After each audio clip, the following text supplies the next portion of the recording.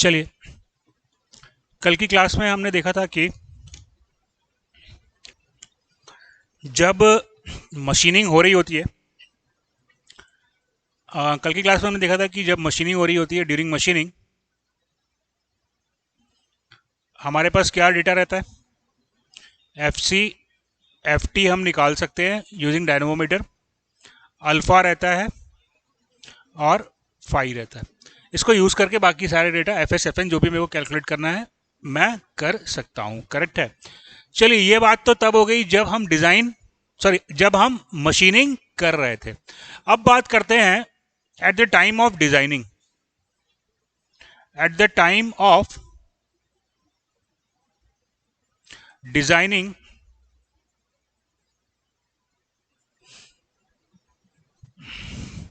The machine tool.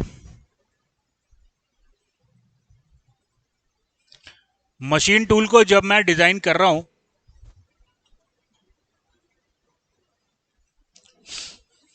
जब मैं machine tool को डिजाइन कर रहा हूं तो मेरे को एफ सी और एफ टी क्या होगा इसका एक अप्रोक्सीमेट वैल्यू चाहिए।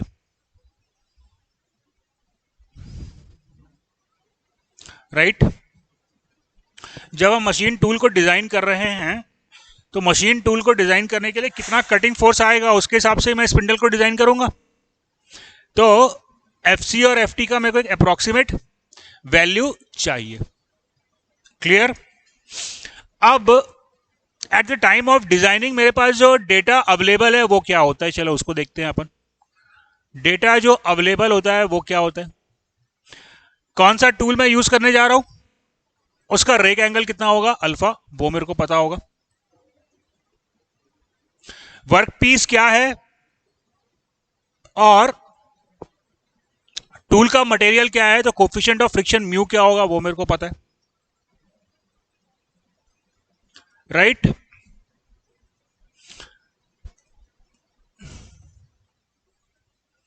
अनकट चिप थिकनेस T1 मेरे को पता होता है। कल हमने डिस्कस किया था कि T1 के लिए हमारे पास रिलेशंस होती हैं जो मशीनिंग प्रोसेस पे डिपेंड करती है, उसको अपन आगे देखेंगे। विड्थ ऑफ कट भी मैं निकाल सकता हूं।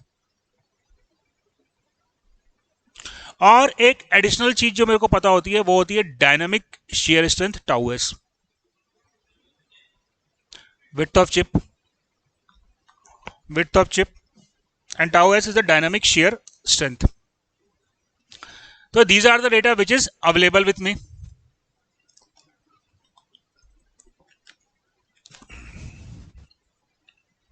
अब ये बताओ कि ये डेटा को यूज करके मैं एफ सी और एफ टी फाइंड आउट कर सकता हूं क्या।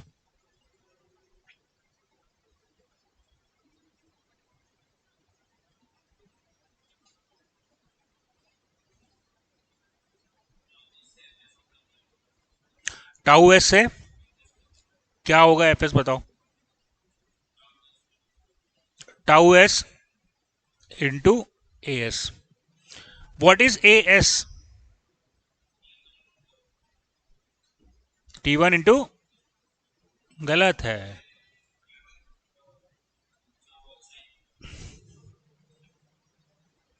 करेक्ट है। देखो, अगर मेरे को एफ सी और एफ टी निकालना है तो एफ सी और एफ टी बेसिकली एक लेंथ है। तो अभी तक जितना डेटा मेरे पास में था उसमें कोई भी लेंथ मेरे पास में नहीं थी। अगर मेरे को एफ एस मिल जाए, तो मेरे को एक लेंथ मिल जाएगी। एक लेंथ मिल जाएगी तो बाकी काम फिर मेरा हो जाएगा। एक फोर्स कम से कम मेरे को चाहिए, तभी मैं डायमीटर या कुछ फाइंड आउट कर पाऊंगा। Am I clear. जो डेटा मेरे पास अवेलेबल है उससे मैं कोई भी फोर्स फाइंड आउट नहीं कर पा रहा था। एफ एस के लिए मेरे पास एक फॉर्मूला है, tau S T1 W upon sine five. यहां पे टाउ एस की अप्रोक्सीमेट वैल्यू मेरे को पता है, T1 और W मैं निकाल सकता हूं। बट प्रॉब्लम क्या है, प्रॉब्लम यह है कि फाई मेरे पास में नहीं है। फाई निकालो, फाई म्यू से निकल जाएगा, हाँ कहां से निकलेगा भैया। 10 फाई के लिए मेरे पास जो फॉर्मूला था वो क्या था, 10 phi equal to R cos alpha divided by 1 minus R sine alpha. Alpha तो मेरे पास में है, T1 भी है लेकिन T2 नहीं है, तो R नहीं निकलेगा। इसका मतलब ये वाला फॉर्मूला यहां पे एप्लीकेबल नहीं कर सकते अपन। जो कि सही फॉर्मूला था फाई को कैलकुलेट करने का, उसको मैं अप्लाई नहीं कर पा रहा डिजाइन के टाइम पे। बात समझ में आ रही है क्यों नहीं कर पाया? क्योंकि मेरे पास सफिशिएंट डेटा नहीं था। करेक्ट है। तो अब मैं क्या करूंगा कि मैं अब कुछ एजम्पशंस लेके फाई की अप्रोक्सीमेट वैल्यू फाइंड आउट करने की कोशिश करूंगा। राइट चलिए, फाई की वैल्यू मिल गई तो एफ एस मिल जाएगा। एफ एस मिलने के बाद फिर मेरे पास एंगल्स है, म्यू दिया है तो लैम्डा निकल जाएगा, अल्फा है, फोर्सेस में आसानी से कैलकुलेट कर पाऊंगा। चलिए, तो अब फाई की पहली वैल्यू फाइंड आउट करने के लिए Ernst merchant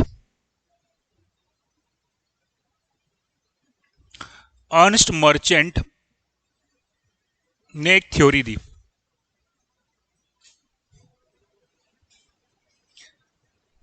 Ernst merchant theory कहती है कि every body follows the path of least resistance.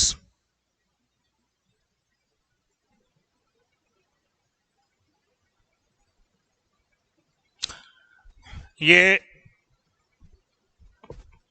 Law है, ये थ्योरी नहीं है, बेसिकली ये लॉ है जो कहता है कि हर बॉडी जो है उस पाथ को फॉलो करती है जिसमें कि रेजिस्टेंस मिनिमम हो। That is the law of nature.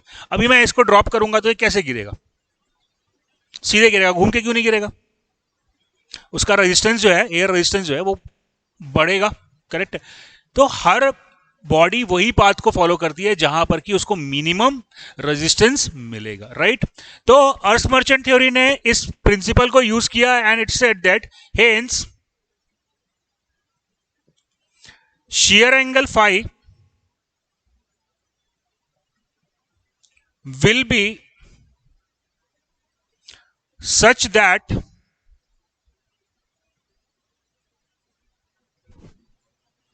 power consumption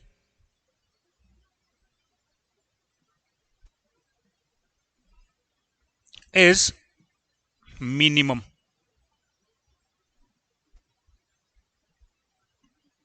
Power consumption is minimum.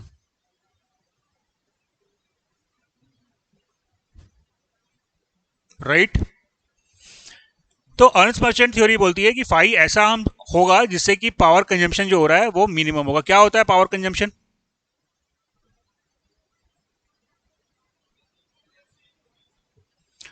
Cutting force into cutting velocity. Correct है। That power has to be minimum. Right. Now what is F C? F C is equals to R cos lambda minus alpha. Correct है। अब lambda मेरे को मालूम है,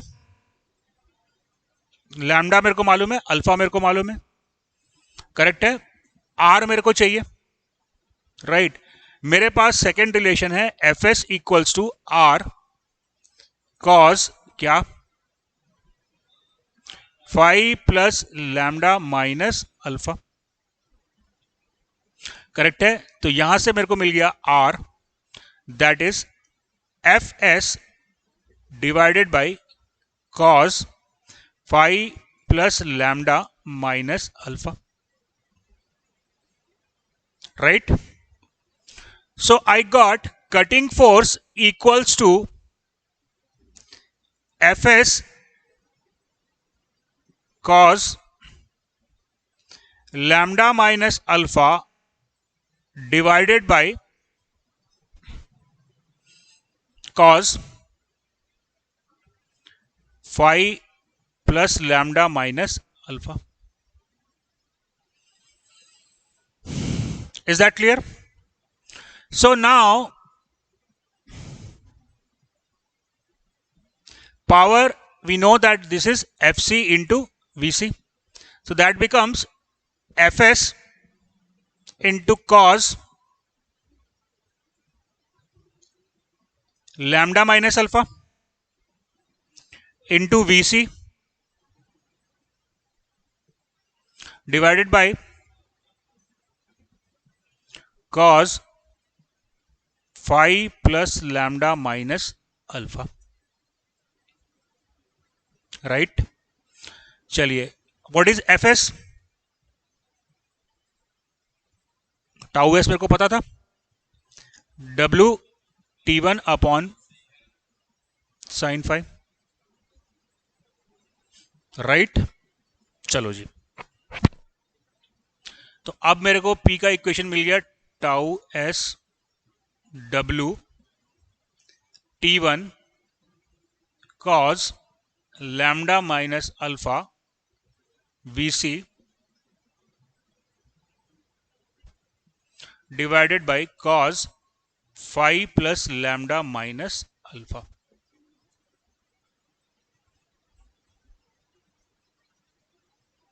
correct, ठीक है ना। तो अर्न्स्ट मर्चेंट ने माना कि P becomes the function of phi only, ठीक है। और लॉ क्या कहता है कि हर body path of least resistance को फॉलो करती है। तो क्या किया फिर, हम आगे क्या करेंगे, डिफरेंशिएट कर दिया इसको, del P by del phi equals to 0 कर दिया। करेक्ट है। Del P by del phi को 0 करेंगे, करके देख लेना आप इसको, तो जो रिलेशन आएगी that is 2 phi plus lambda minus alpha is equals to pi by 2। Del P by del phi को आप 0 करके ये रिलेशन को आप ऑब्टेन कर सकते हो।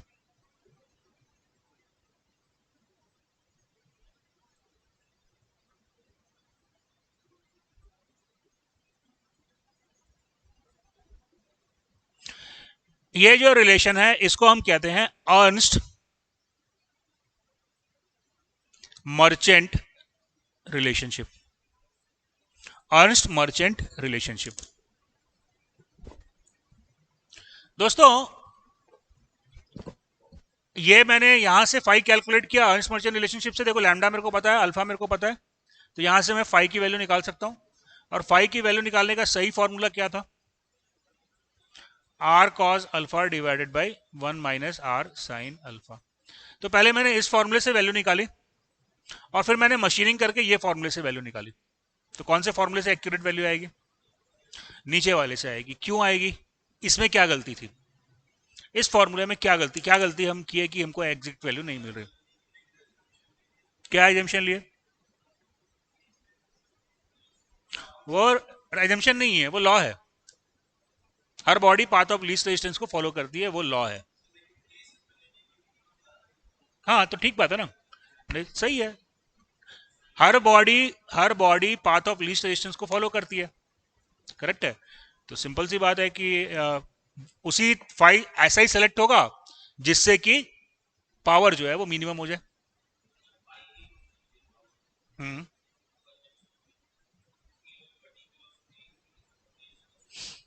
अच्छा चलो, आते हैं अपन इस बात पे समझते हैं। हमने बोला कि फाई इस तरीके से सेलेक्ट होगा, शेयर एंगल इस प्रकार से होगा कि पावर जो है वो मिनिमम होगा, ठीक है। अब जरा देखो, तुम काफी हद तक ठीक जा रहे हो लेकिन पूरा सही नहीं हो। अब मैंने क्या किया कि ये मैंने पी का इक्वेशन लिखा और इस पी को मैंने डिफरेंशिएट कर दिया विथ रिस्पेक्ट टू फाई के।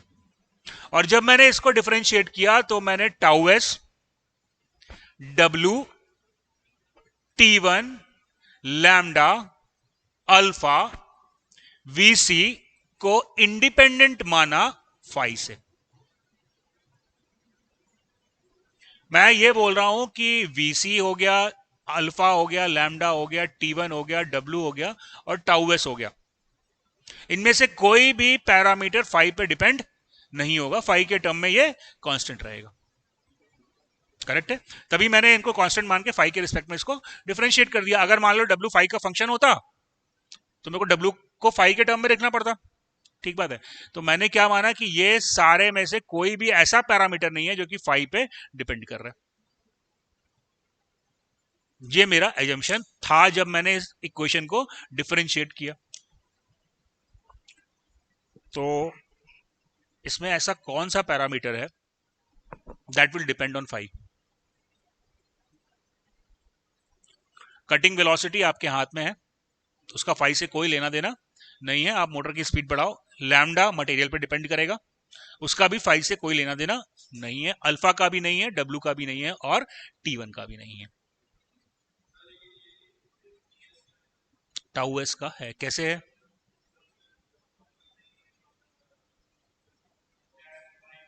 हाँ, टाउ एस के लिए टाउ एस नहीं है बेटा, फॉर्मूला तो पढ़ता पढ़ता बिल्कुल नहीं है रे सुविज्ञ, वो शियर स्ट्रेन है। ठीक है, चलिए गलती यहाँ पे WT1। चलिए अब क्या गलती है यहाँ पे?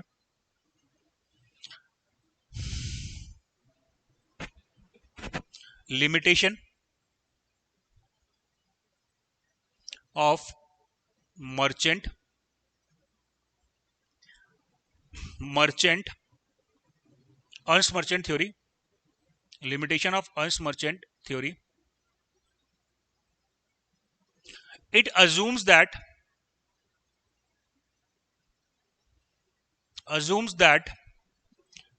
dynamic shear strength dynamic shear strength of material during the machining is constant.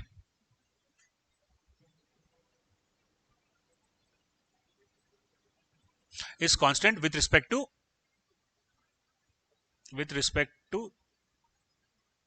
phi, with respect to phi। अभी क्या गलती हुआ इसमें कि इसने माना कि डायनामिक शेयर स्ट्रेंथ, तो डायनामिक शेयर स्ट्रेंथ तो मटेरियल का प्रॉपर्टी है, तो वो फाई पे कैसे डिपेंड करेगा?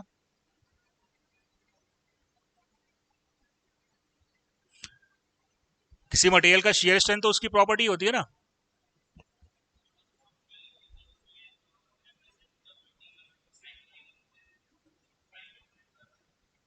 एफएस डिपेंड कर रहा है फाई पे प्रभु।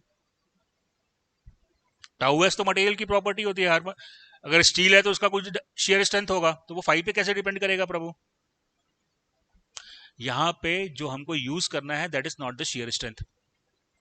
यहां पे हमने शेयर स्ट्रेंथ नहीं लिखा, हमने लिखा है डायनामिक शेयर स्ट्रेंथ।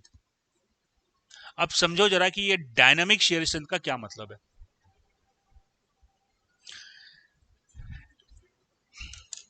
अगर मेरे पास में वर्क मटेरियल है, ठीक है, ये मान लो एक शाफ्ट है, इसको मैं टर्न कर रहा हूं, तो शाफ्ट का कुछ शेयर स्ट्रेंथ होगा, करेक्ट है। चिप जो है वो इस शाफ्ट से ही निकला होगा, दोनों सेम मटेरियल के हैं,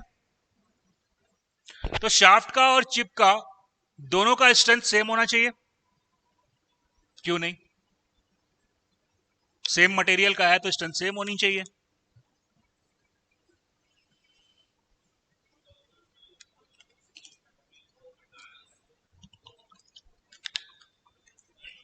चलिए रुक जाइए, ज्ञान मत दीजिए।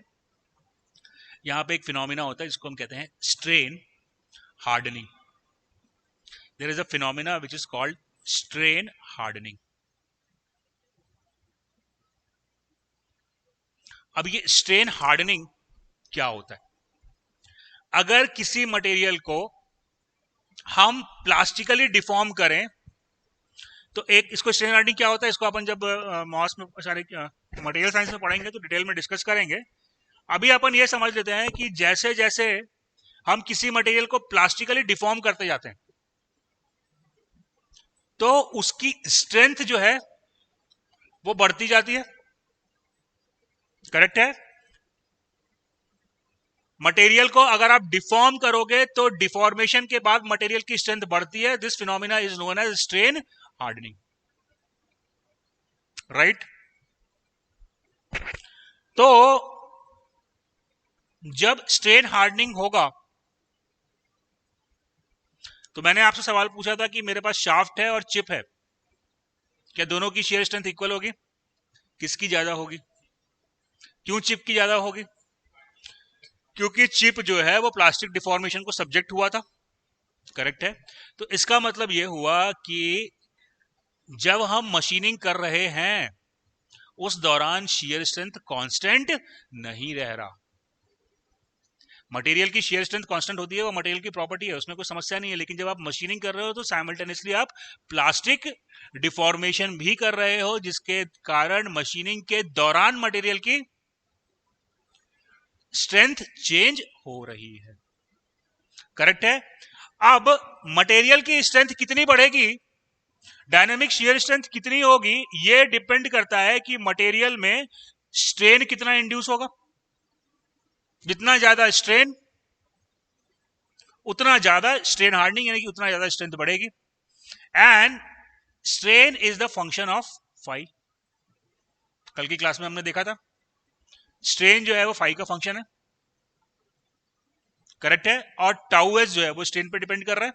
तो इसका मतलब क्या हुआ, tau S is not constant but it is the function of phi.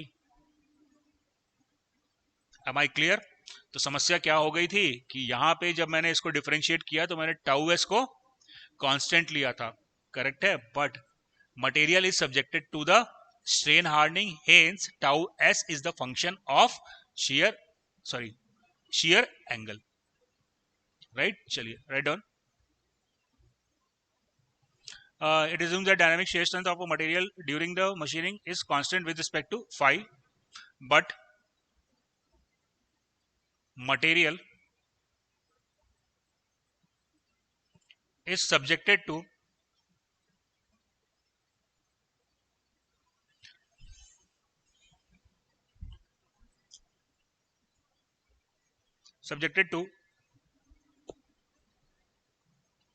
strain hardening,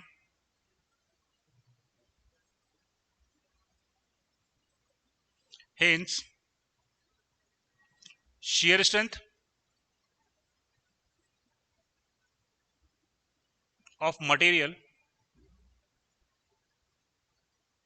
changes during the machining and it is dependent on phi. So tau s is basically the function of phi.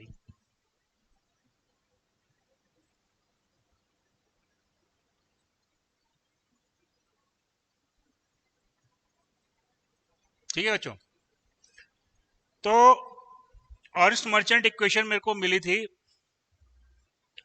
2 plus lambda minus alpha equal to pi by 2। तो erst merchant ने ये equation को निकाला और फिर practically इस equation को test किया। प्रैक्टिकली टेस्ट किया तो जब उन्होंने स्टील के लिए टेस्ट किया, जब प्रैक्टिकली उन्होंने टेस्ट किया इस इक्वेशन को स्टील के लिए, तो उनको फाई की वैल्यू जो थी वो इनकरेक्ट मिली। प्लास्टिक के लिए उनको करेक्ट मिली, प्लास्टिक के लिए फाई की वैल्यू उनको करेक्ट मिली। ये फॉर्मूले से जो वैल्यू आई वही वैल्यू उनको 10 फाई वाले फॉर्मूले से भी मिली, लेकिन स्टील के लिए फाई की वैल्यू गलत मिली। तो ऐसा क्या हुआ, प्लास्टिक के लिए फाई की वैल्यू में चेंज क्यों नहीं आया?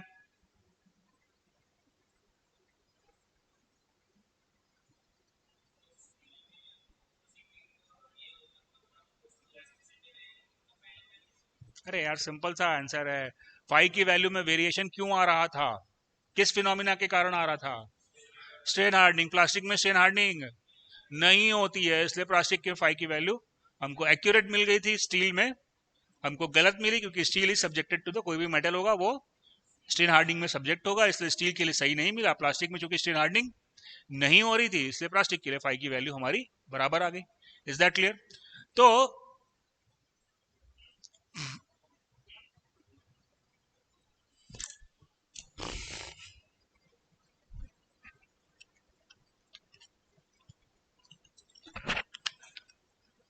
जब उनको ये बात समझ में आई कि material is subjected to strain hardening, तो फिर अब फाई की एक्चुअल वैल्यू जो आएगी वो डिपेंड करेगा कितना material subjected to the strain hardening है।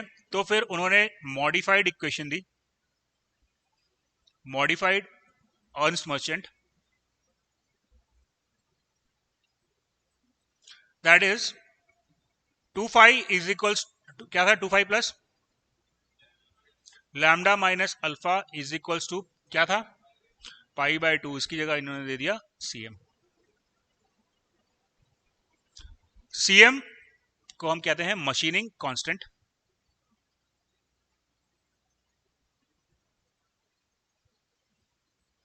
अब ये सीएम की वैल्यू किस पे डिपेंड करेगी?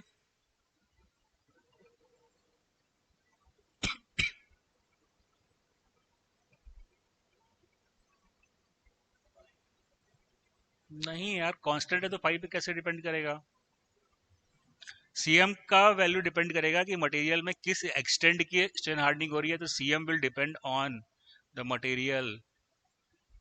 अगर स्ट्रेन हार्डनिंग नहीं होगी for plastic, what is the value of CM?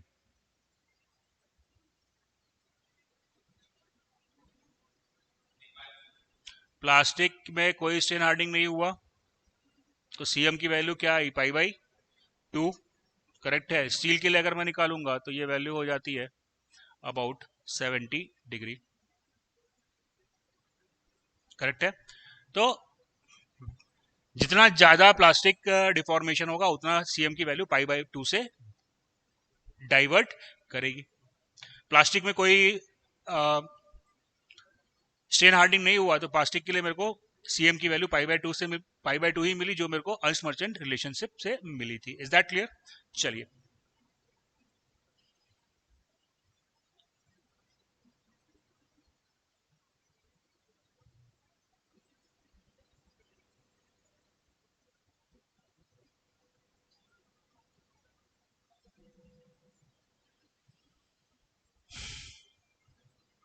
इसके अलावा और भी रिलेशनशिप्स हैं हमारे पास में। Lee Shaffer, that is Ernst Merchant क्या था? अर्न्स्ट मर्चेंट रिलेशनशिप क्या था? 2 फाई था तो यहां पे बस फाई कर दो, बाकी अर्न्स्ट मर्चेंट लिख लो, phi plus lambda minus alpha. वहां पे कितना आ रहा था? पाई बाय 2, तो यहां पे हो जाएगा pi by 4, right? And then other important is Stabler, that is phi, Lee Shaffer लिख लो, phi plus lambda minus alpha, यहाँ पे divided by alpha divided by 2 कर देने का है और पाई बाय 4 कर देने का है। अच्छा, इनमें से अब कौन सी इक्वेशन को हम यूज करेंगे क्वेश्चन सॉल्व करने के लिए?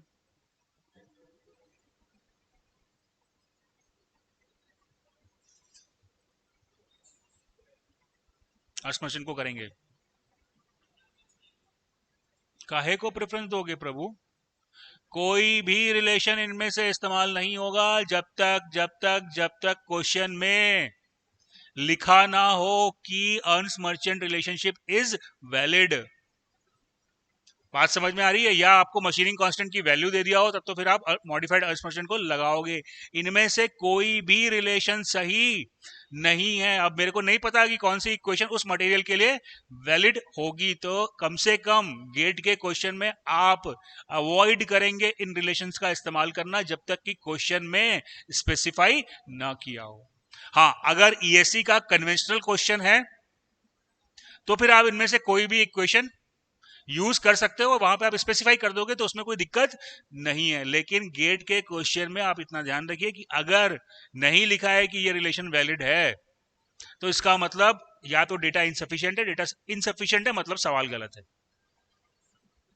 ऑब्जेक्टिव क्वेश्चन में बिना जानकारी के इनमें से कोई रिलेशन का इस्तेमाल नहीं कर सकते। ठीक है, अगर प्लास्टिक लिख गया तो अपन फिर अनफॉर्चुनेट को इस्तेमाल कर सकते हैं, लेकिन मोटा मोटी आप ये ध्यान में रखो कि आपने अवॉइड करना है इन रिलेशन को यूज करना जब तक कि आपके पास कोई दूसरा ऑप्शन अवेलेबल ना हो। Is that clear? चलिए,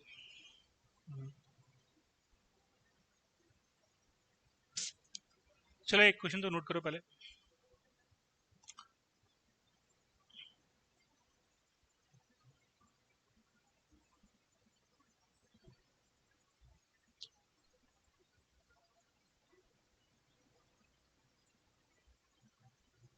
Write down.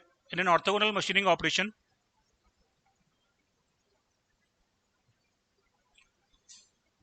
force along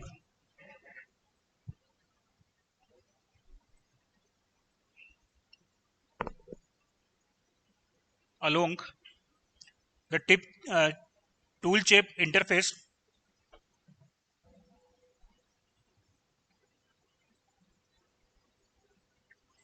tool chip interface is 1000 Newton,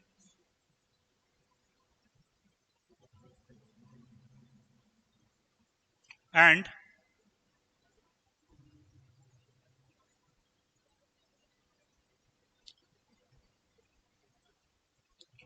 normal to the tool chip interface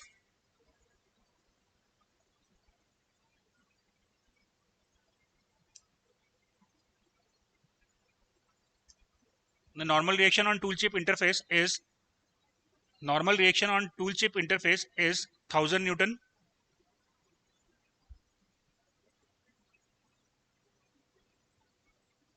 Normal reaction on the shear plane normal reaction on the shear plane is 1000 Newton.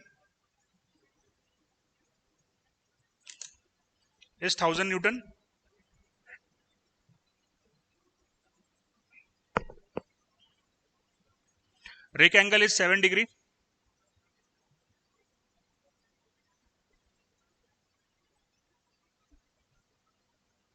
Determine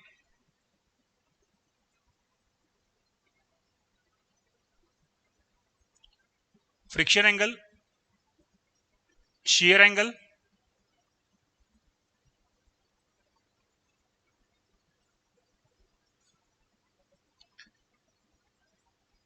and cutting force.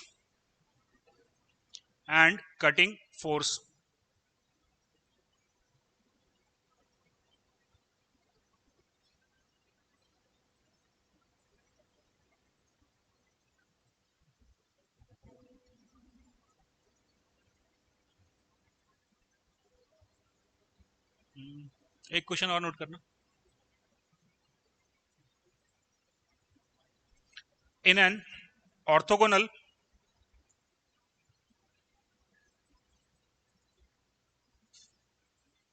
cutting operation,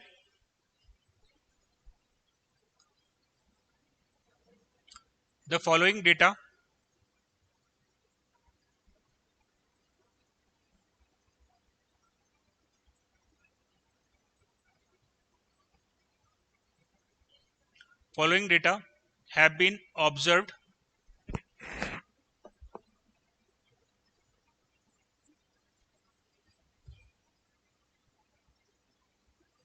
have been observed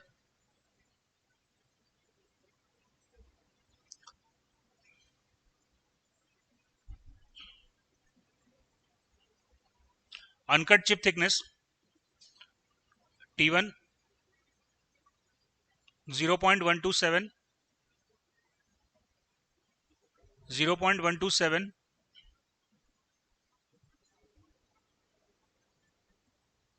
mm, width of cut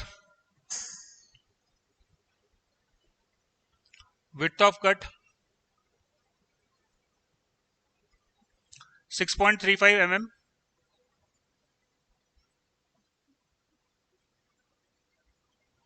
cutting speed 2 meter per second,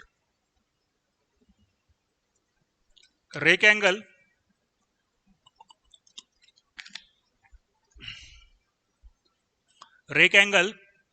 10 degree,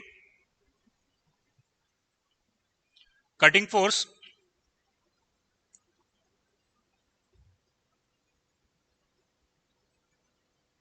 567 Newton,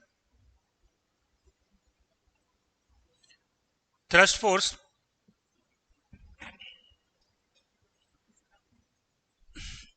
227 Newton, chip thickness 0.228,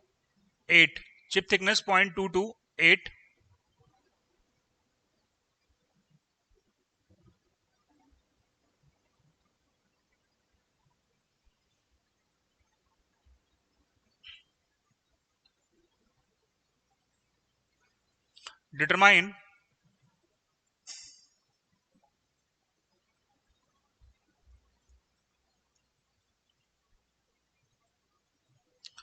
the shear angle, friction angle,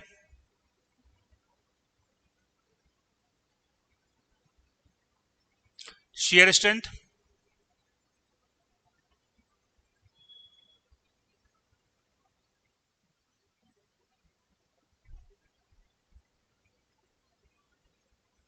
and the power of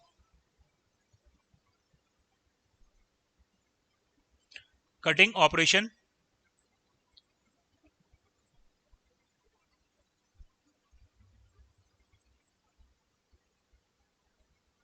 shear strain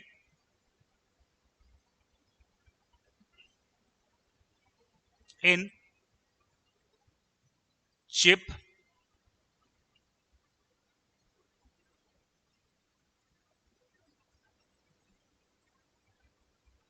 so let's try to solve this problem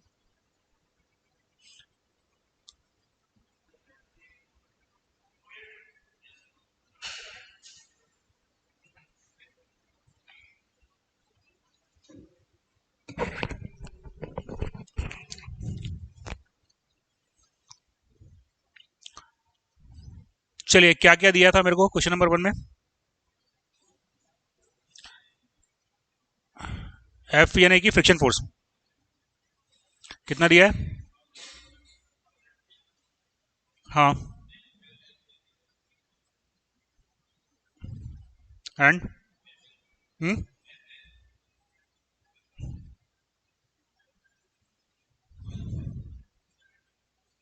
क्या निकालना है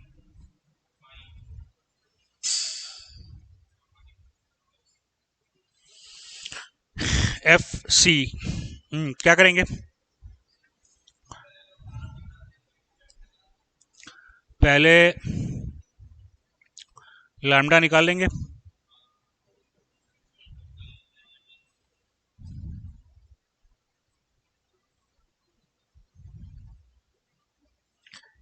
N F R lambda तो मेरे को मिल गया 10 lambda equals to F by N right तो यहां से आ गया लैम्डा कितना 45 डिग्री करेक्ट है लैम्डा मेरे को मिल गया अल्फा मेरे को दिया हुआ है तो फाई निकाल लूंगा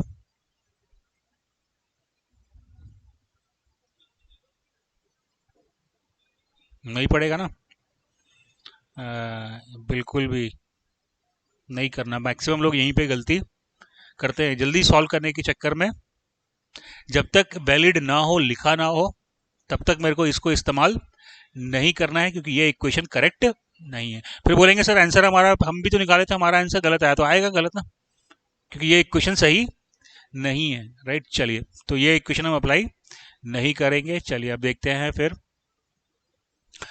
कितना आया फाई देखो यहाँ से निकाल के देखो इस इक्वेशन से कितना फाई आ रहा है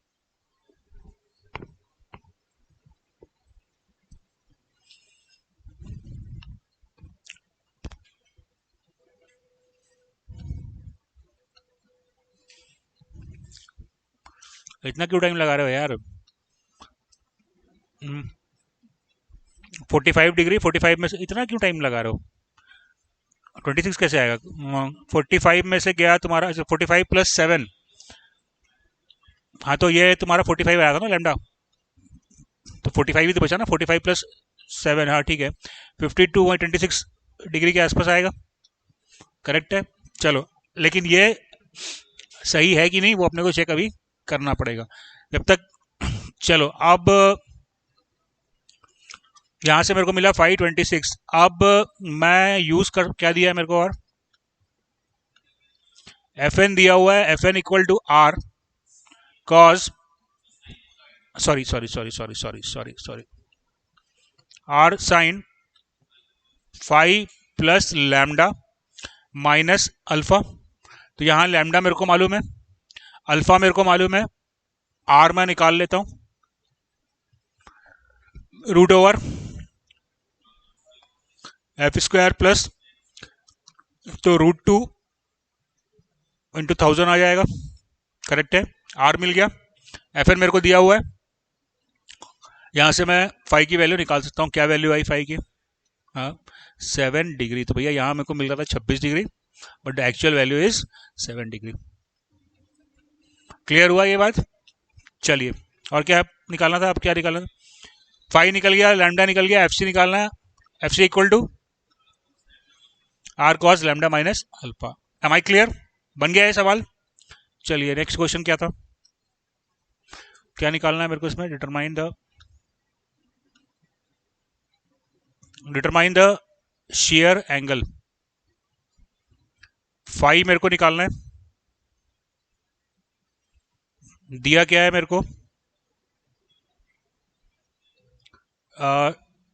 T1 दिया हुआ है, T2 दिया हुआ है, T1 T2 गिवन है, अल्फा भी गिवन ही है मेरे ख्याल से। हाँ, T1 T2 और अल्फा गिवन है, तो यहाँ से मेरा निकल गया tan phi equals to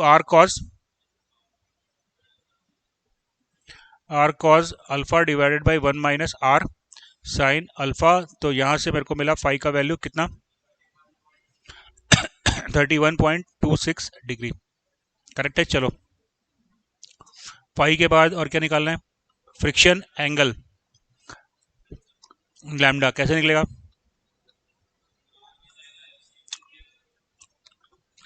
F C F T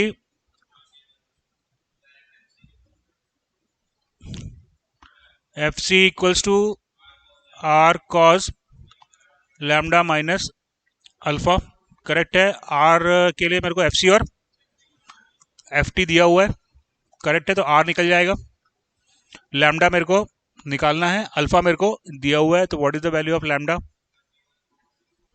31.64 degree. Clear हुआ ये? चलिए, शेयर एंगल, फ्रिक्शन एंगल अपन निकाल लिए थे। शेयर स्ट्रेस, शेयर स्ट्रेस निकालना था। कैसे निकलेगा shear stress? F S equals to tau S into A S.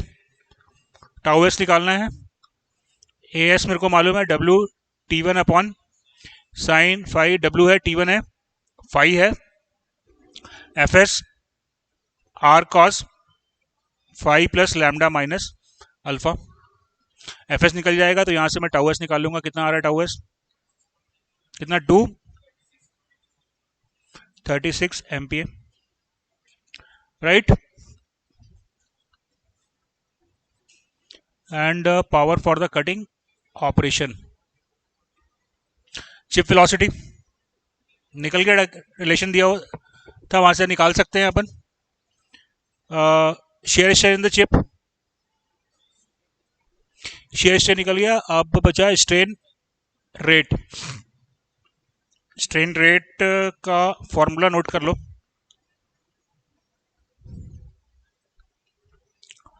Share strain rate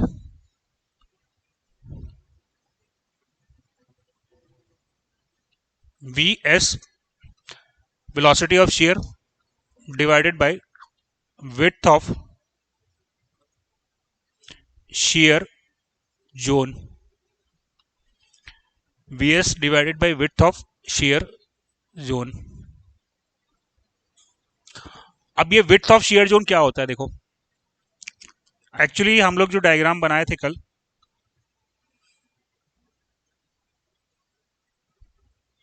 उसमें हमने शेयर प्लेन लिया था, लेकिन एक्चुअली प्रैक्टिकली में ये लाइन नहीं होता।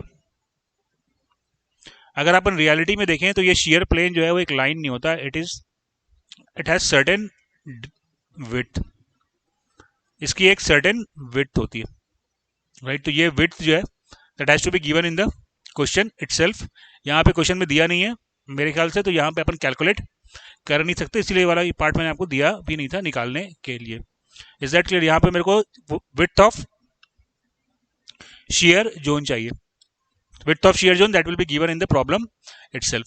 ये प्रैक्टिकली हम इसको कैलकुलेट कर सकते हैं। क्लियर हुआ? हम मानते हैं कि शेयर प्लेन है, लेकिन एक्चुअली उसकी विड्थ भी होती है। तो वो विथ जब मेरे को दिया होगा तो मैं rate of shear strain calculate कर सकता हूँ. This point is clear everybody. तो अभी जो डिस्कस किया है वो क्लियर है. चलिए, डेली का पढ़ना है, 6 घंटे से कम में काम होगा नहीं. चलो ठीक है, फिर हैप्पी दिवाली, मिलते हैं ट्यूसडे को.